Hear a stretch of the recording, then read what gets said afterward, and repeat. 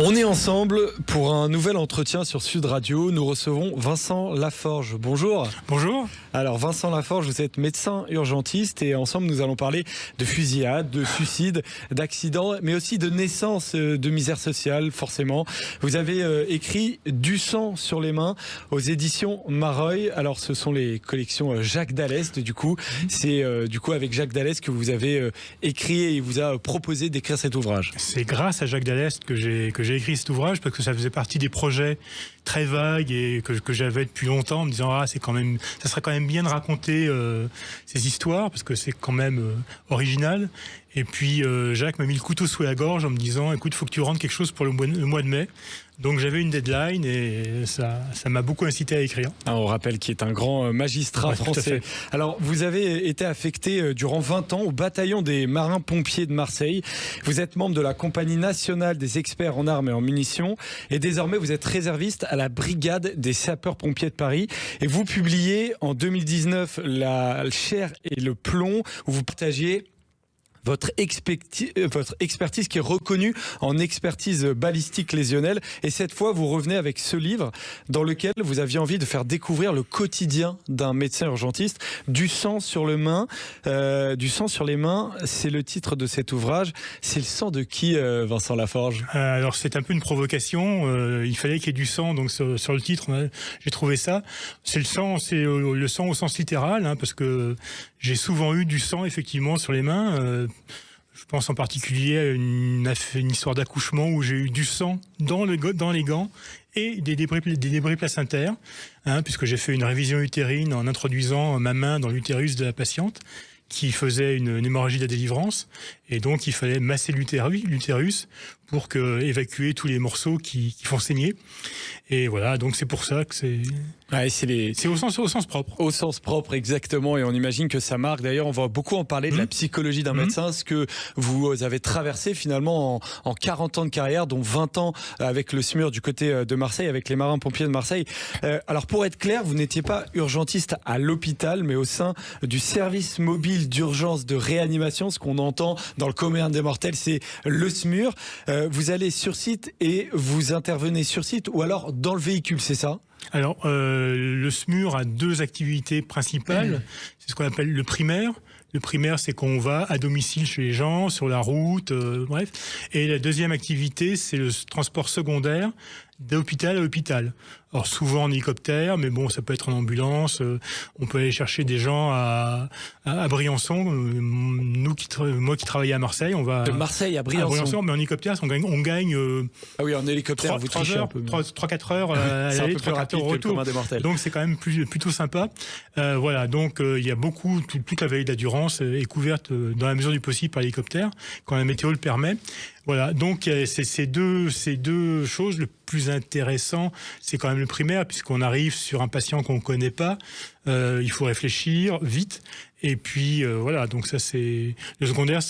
Faut quand même faire très attention dans le secondaire, parce qu'on peut tomber sur des erreurs médicales, et c'est à nous dans la mesure du possible, de les corriger. Alors c'est quoi le quotidien d'un médecin urgentiste qui est affecté pendant 20 ans au bataillon des marins-pompiers de Marseille ? On va où ? On fait quoi ? On rencontre qui ? On va dans Marseille et dans les communes alentours. Alors tout est possible.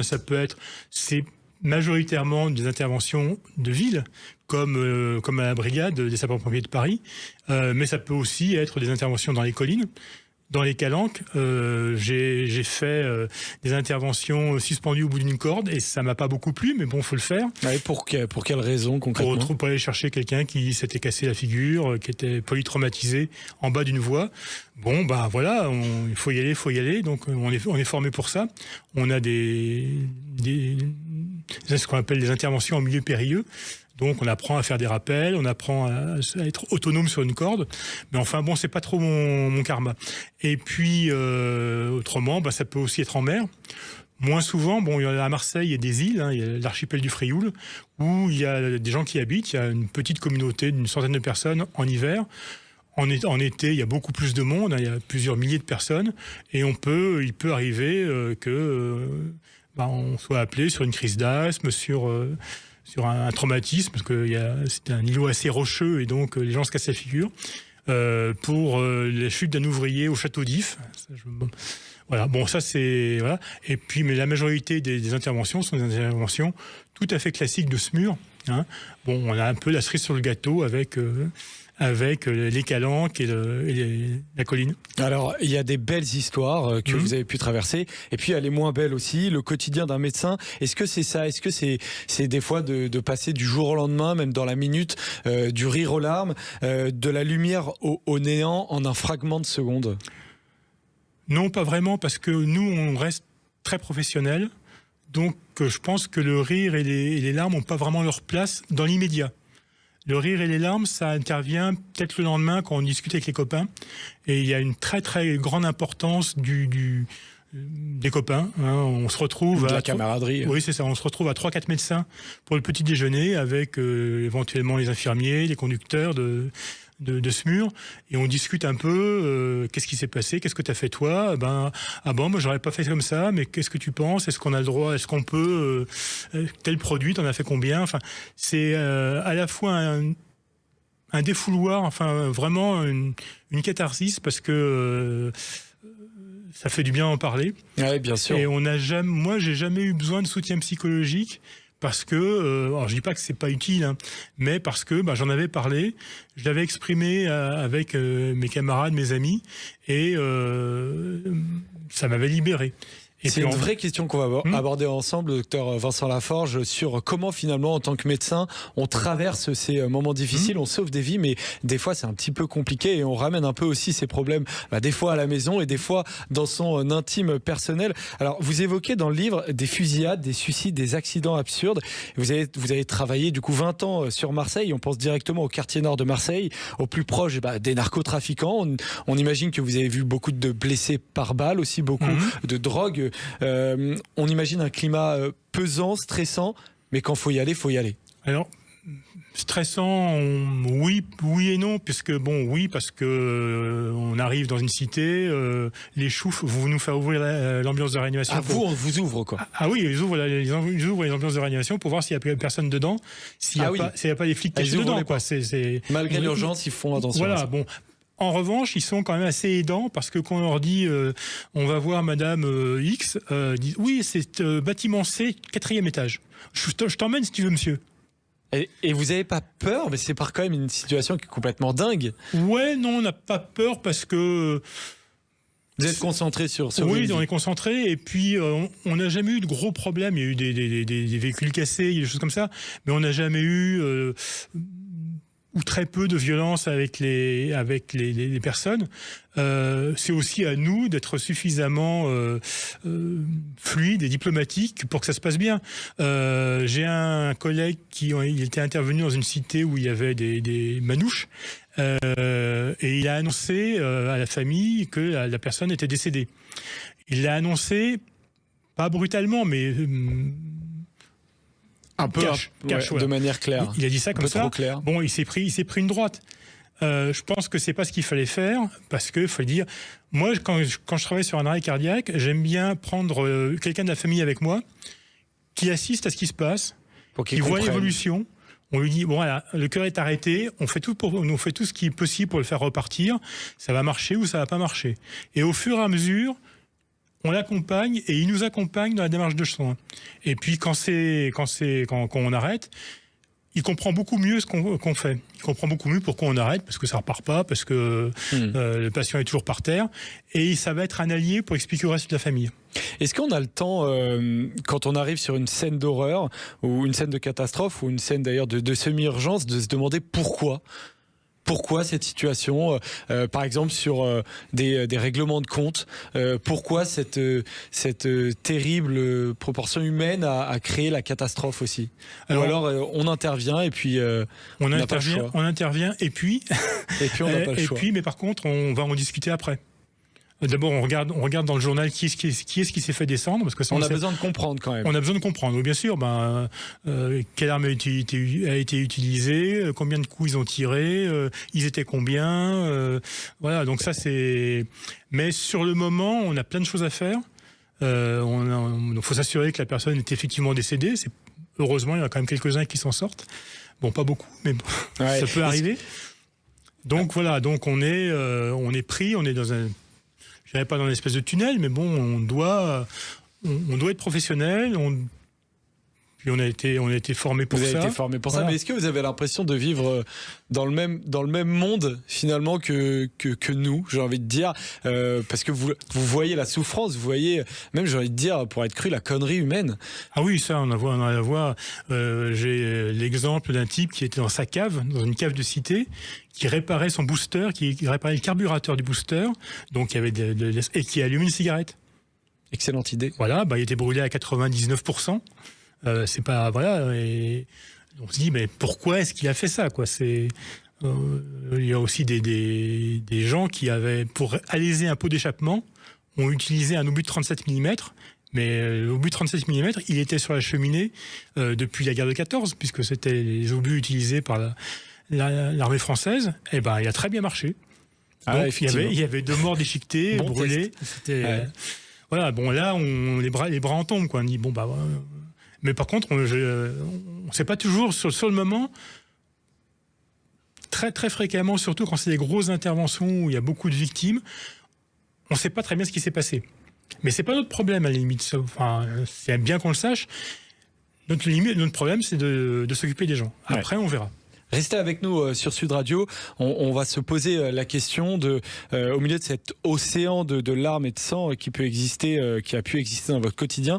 Mais il y a quand même de beaux moments. Et vous parlez notamment de naissances improbables. Restez avec nous. On est avec docteur Vincent Laforge, du sang sur les mains aux éditions Marais Éditions. On est avec Vincent Laforge et on continue à parler de votre ouvrage Du sang sur les mains aux éditions Marais Éditions. C'est le quotidien d'un médecin urgentiste et vous avez travaillé aux côtés des marins-pompiers de Marseille, notamment pendant 20 ans.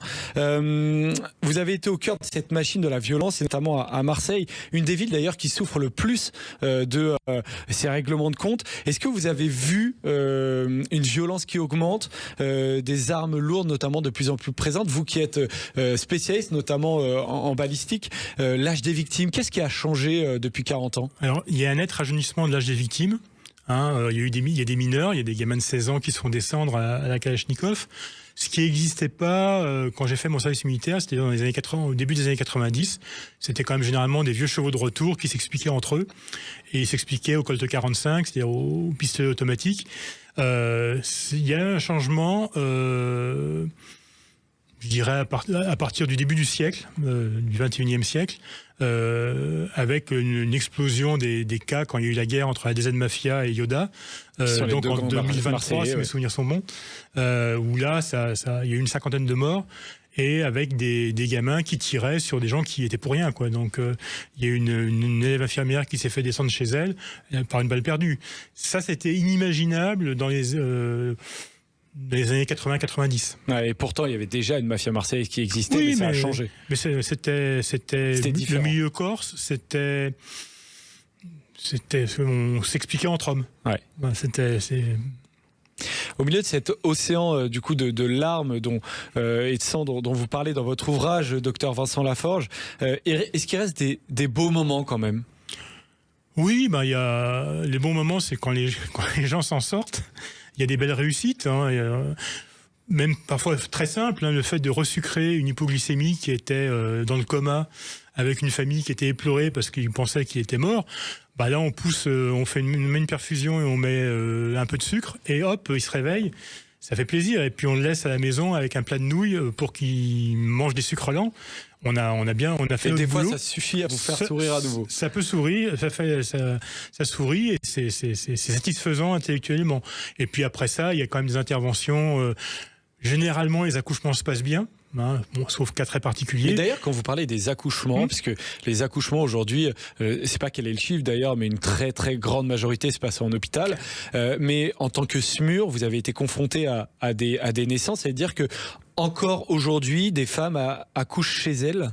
Alors moi, j'ai évalué en 40 ans de carrière, j'ai dû faire 200 accouchements à domicile. 200 accouchements, voilà. Okay. Donc oui, alors c'est surtout effectivement dans des milieux sociaux défavorisés, très défavorisés. Souvent dans les cités, il y a une cité à Marseille, on y va, on sait que c'est quasiment pour un accouchement. Et un accouchement chez les Comoriennes, c'est quelle cité? C'est là les Rosiers. Les rosiers, c'est une société. Et c'est notamment la communauté comorienne qui oui. Alors maintenant, il y a aussi des règlements de compte, donc on a un peu tout. Mais bon, généralement, ça se passe bien. Ce qui à la limite peut être le plus triste, c'est que il y a certains accouchements où il n'y a pas de joie. La mère est pas contente parce que c'est le 9e, 12e, 13e et qu'elle s'en fout un peu.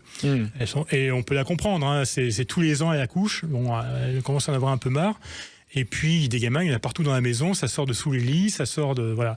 Donc c'est un peu triste. Mais à côté de ça, il y a des accouchements qui se passent bien, qui sont pas forcément attendus. Hein. Moi, j'ai à l'esprit un accouchement dans un bel appartement de la rue Montgrand à Marseille, très chic, avec une gamine de 16 ans, un peu boulotte, qui se tordait de douleur sous le piano à demi-queue de concert, hein, quand même. C'était un Voilà, et la mère qui me dit, mais docteur, je comprends pas ce qui lui arrive, elle a mal au ventre et elle a très mal, elle s'est cachée sous le piano.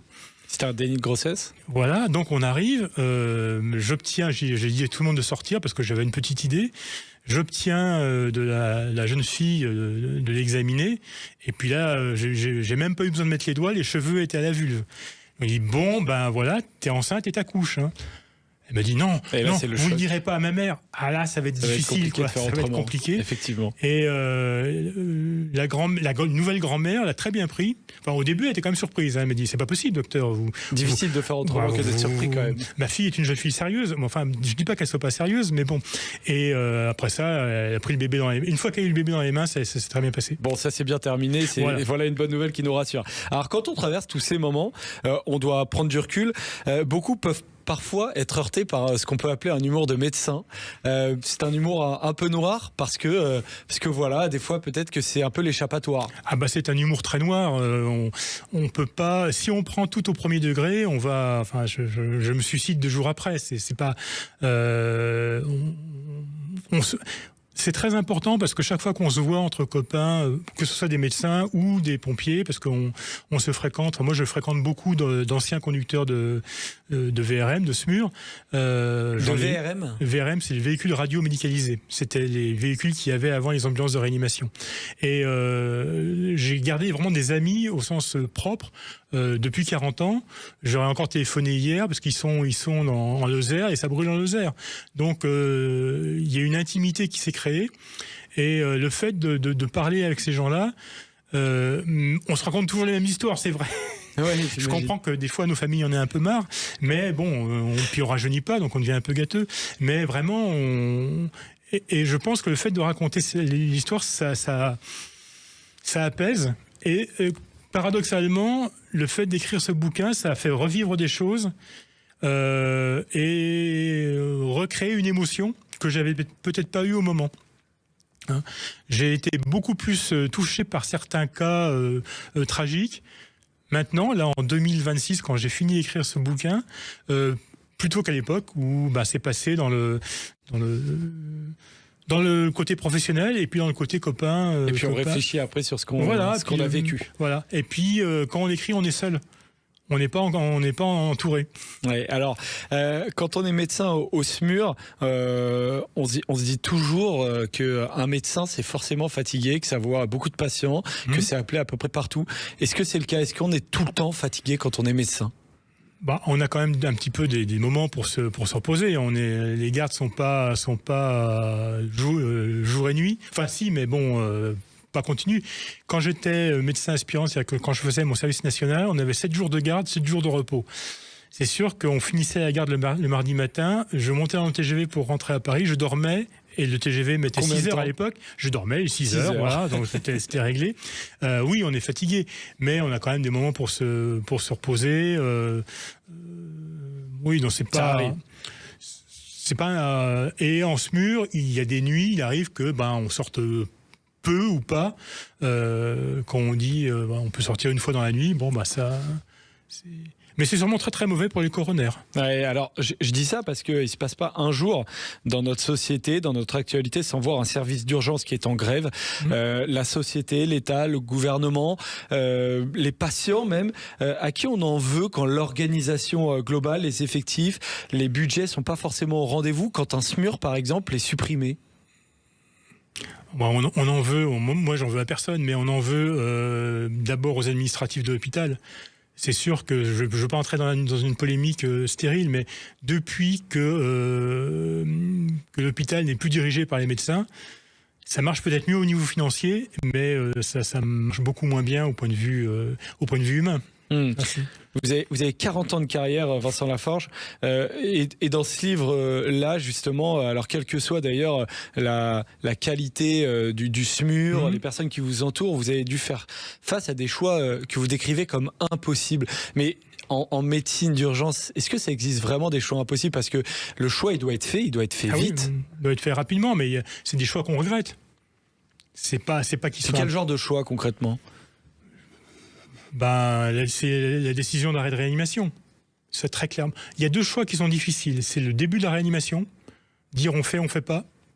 Parce que faire une réanimation sur quelqu'un de 92 ans qui est sénile, qui est en maison de retraite, mais où la réanimation a été commencée par les pompiers, c'est dur d'arrêter, c'est dur de pas commencer.